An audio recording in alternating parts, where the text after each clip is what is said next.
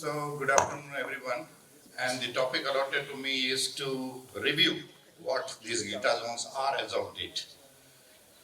So, these are my disclosures, no conflict of interest, compilation and views are solely mine. And I am pretty sure that after 20 minutes of the time allotted to me, it's going to change the way you look at glitazones. So, we are all aware that the core defects in diabetes basically are lack of insulin and beta cell failure. But the important part, second part is also there, ineffective insulin secretion and insulin resistance. What this insulin resistance does, we are all aware that it is contributing to various sort of processes and diseases and associations like hypertension, dyslipidemia, ectopic fat distribution, hepatic steatosis, atherosclerosis, and ultimately affecting the cardiovascular risk as well.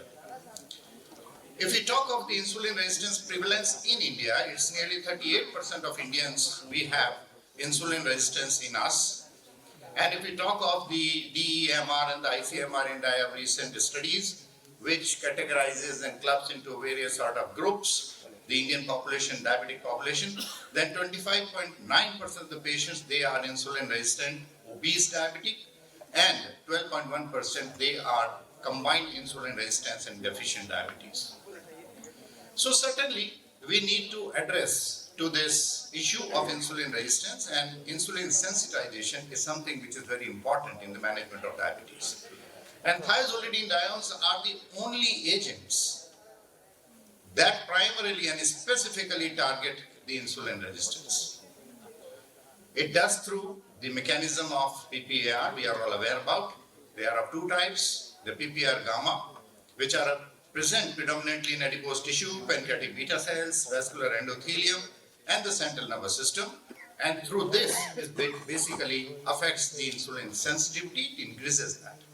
And if we talk of PPAR alpha, they are predominantly present in liver, heart, skeletal muscle, and vascular wall. And here, through this, it basically affects the lipid profile and converts into a favorable.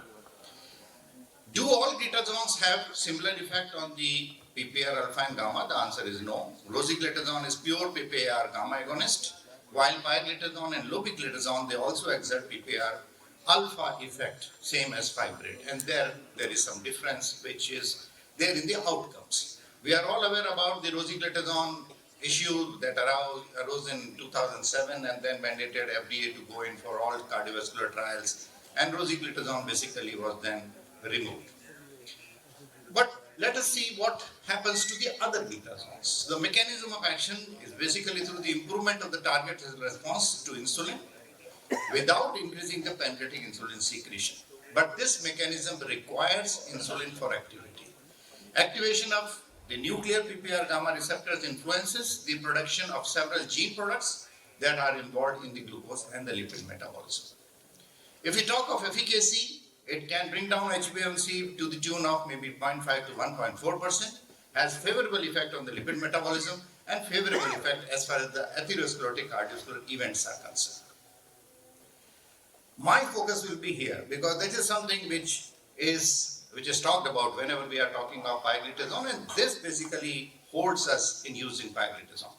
So let me talk about each. Bladder cancer, the proactive trial had brought to notice that there is more incidence of bladder cancer, but then in another 10 years observational study of pioglitazone used in the patients with diabetes, there was not a significant association between exposure and increased risk of bladder cancer. So that thing is probably put to rest.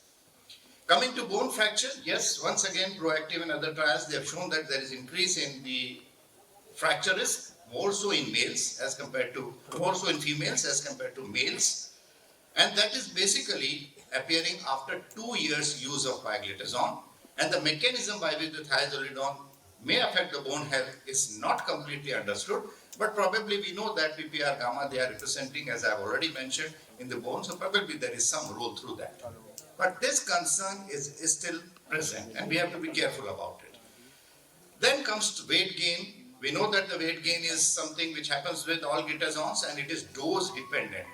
So if suppose we are sticking on to lower dosages of pioglitazone, we can be safe. The weight gain, how much it is? It is approximately 5.3 kgs And that happens or peaks at around 30 weeks and nothing more than that. So this is where we have to understand. Weight gain is associated with more of dosages, so we can go down as far as the dose of pioglitazone or other glitazone is concerned. And then period is also something which has to be kept into mind. Coming to the fluid retention, which is responsible for more hospitalization for heart failure, and that is something which I will discuss, what happens and how we can negate that. Coming to the peripheral edema, that occurs only in 4 to 6% of patients. So let us talk the bigger question first with a bigger answer. So is the fluid retention equivalent to myocardial dysfunction leading to hospitalization for heart failure? If we talk of this particular phenomena, and if we study that population which has got more hospitalization for heart failure, and we check on the factors and the parameters which are governing the myocardial dysfunction, like the ventricular mass index or ejection fraction or shortening fraction, these are not affected by pioglitazone, rather they are improved. Now coming to how we can negate it. So if suppose we combine pioglitazone with SGLT2 inhibitor, and this has shown clearly that that is something which can take away that side effect, and then residual will be the benefit of pioglitazone on the heart. This is something which is recently published in 2023. Going ahead, a step ahead, which will be a shocker for many, that can we have primary prevention of cardiovascular disease and heart failure using glitazone. So this is where it is a large trial, recently published once again in 2023, Diabetes Care, and it's a Taiwanese retrospective trial, nearly 15,000 patients. The objective basically here was to evaluate the use of SGLT2 inhibitors and pioglitazone individually or in combination, and the risk of major adverse cardiovascular events. And what is the conclusion? The conclusion is the combination therapy with pioglitazone and SGLT2 is an effective treatment for the primary prevention of MACE and heart failure in patients with type 2 diabetes. So this is where we have to understand. Even proactive trial also showed that there is benefit as far as the MACE is concerned. I'll come to that also. Coming to the evidence of ASCVD benefit, it is the meta-analysis of 19 trials of pioglitazone. MI occurred in 131 patients in pioglitazone group and 159 in comparator group. Once again, there is a benefit here. If we talk of proactive trial, it has of course given us that figure, that non-significant effect on the predefined primary outcome. But once we remove the fourth parameter, that is the surgical intervention on coronary artery disease, and once again reanalyze the data, what we see, there is a significant decrease in the main secondary endpoint composite of all-cause mortality, non-fatal MI and non-fatal stroke in the pioglitazone group as compared to the comparator. So once again, we know that it is doing good to the heart, excepting for that fluid retention phenomenon. Coming to the effect on MACE, other trials. The proactive study, I've already talked about. The meta-analysis of 51, there is a contra to it also. A meta-analysis of 51 pioglitazone trials, which included 9,000 patients, showed that the myocardial infarction was non-significantly reduced. But a more recent meta-analysis, after this meta-analysis, showed a lower risk of MACE. And this was once again recently published in 2023. Coming to the effect of empagliflozin and pioglitazone on left ventricular function in patients with type 2 diabetes and NAFLD without established cardiovascular disease. This is once again a randomized single-blind clinical trial. Recent publication once again, and this study was a 24 weeks randomized single-blind parallel group trial. What it showed? It showed that the GLS or the global longitudinal strain that improved. Secondly, if we talk of the liver stiffness measurement, that also was improved with the use of pioglitazone and empagliflozin group. And once again, I'll talk about which is better, or combination or individually. This is the pioglitazone prevention of stroke. Now, we are all aware about the IRIS trial, but this particular came after the IRIS trial. That was 2018. And here it used the updated 2013 consensus criteria for ischemic stroke and examined the effect of pioglitazone on stroke outcomes. And once again, you can see that pioglitazone was associated with a reduced risk of stroke at 5 years with the use of pioglitazone. So pioglitazone is capable of giving benefit as far as ischemic stroke is concerned. And we know that stroke is something which is very important in our elderly population. a step forward.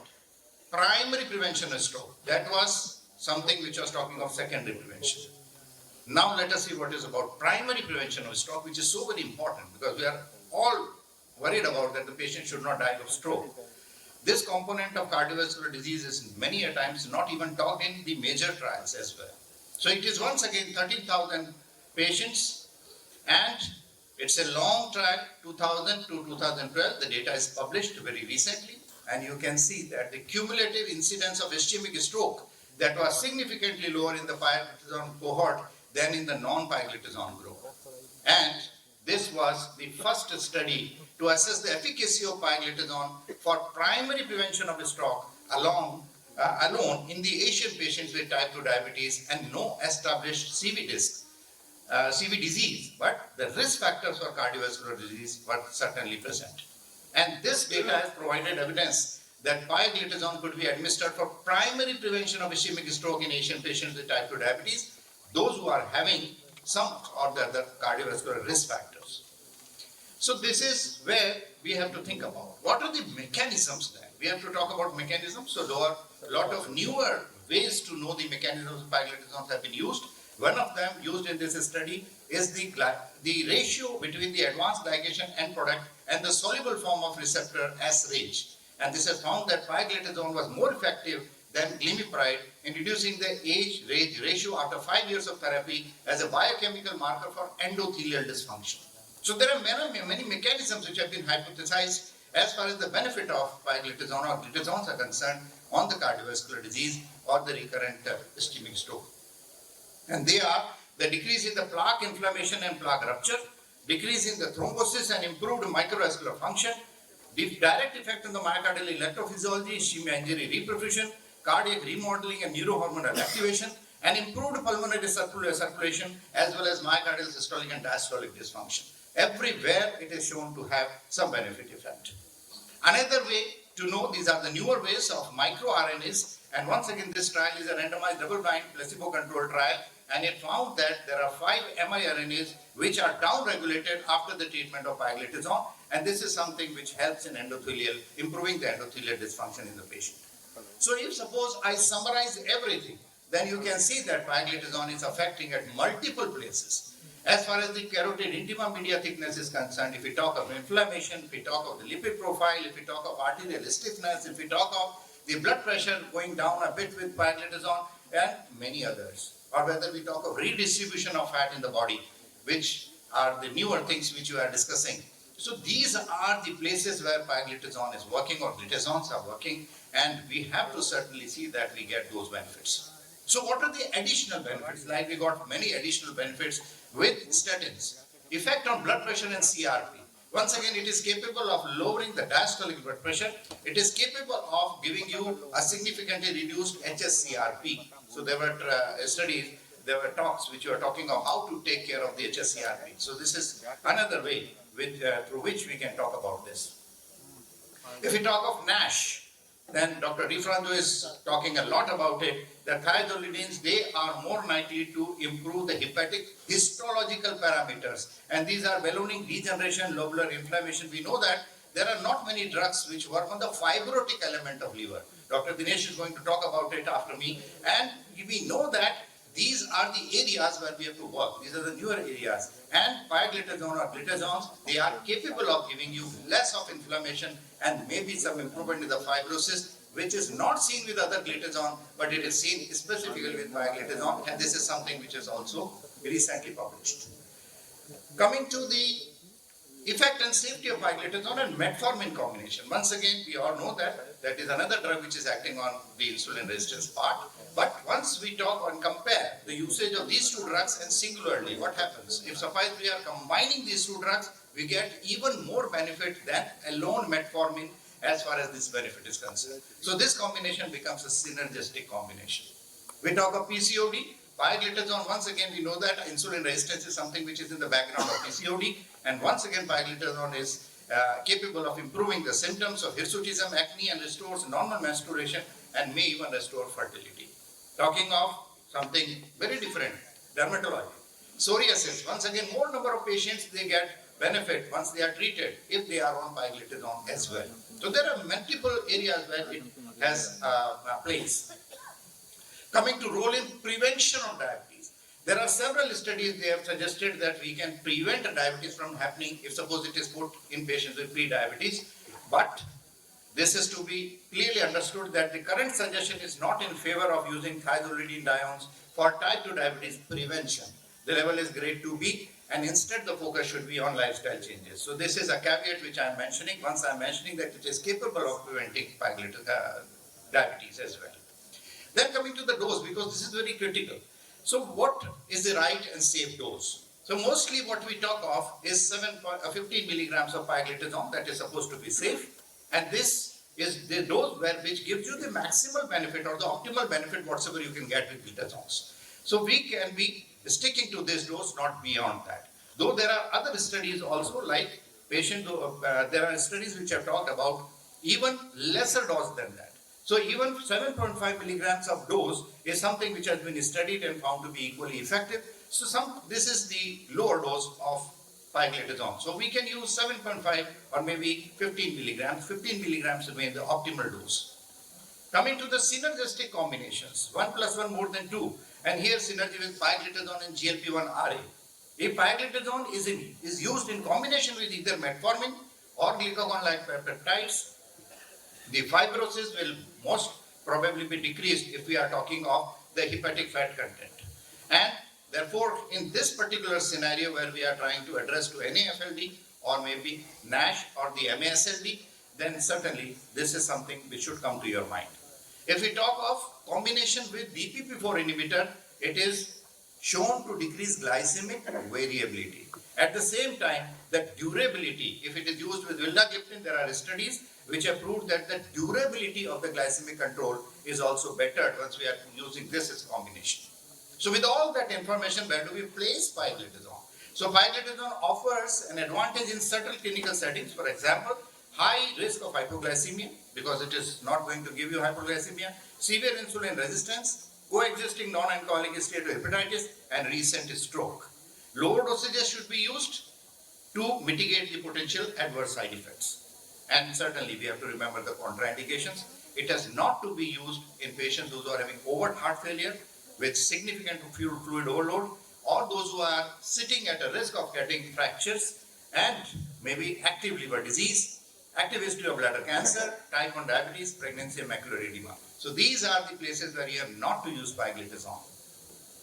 So in conclusion, pioglitazone basically it is lowering the insulin resistance, improves glycemic control, improves beta cell function, giving us durable glycemic control, positive effects on ASCVD, benefits in TIA and ischemic stroke, and in preclinical stages but not later of heart failure, improves diastolic function and avoids progression to heart failure. So this is something in contrary to what we understand.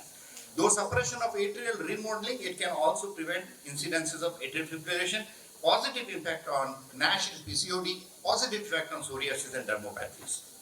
So dear friends, you can take your own decision that you want something which is capable of giving 28% decrease in the myocardial infarction, 47% decrease in recent stroke, 25% decrease in the lower limb amputation, 44% decrease in the atrial fibrillation, 17% decrease in liver cancer, as against 3 problems, that is increased risk of the heart failure in the advanced sort of heart failure, osteoporosis and fluid retention.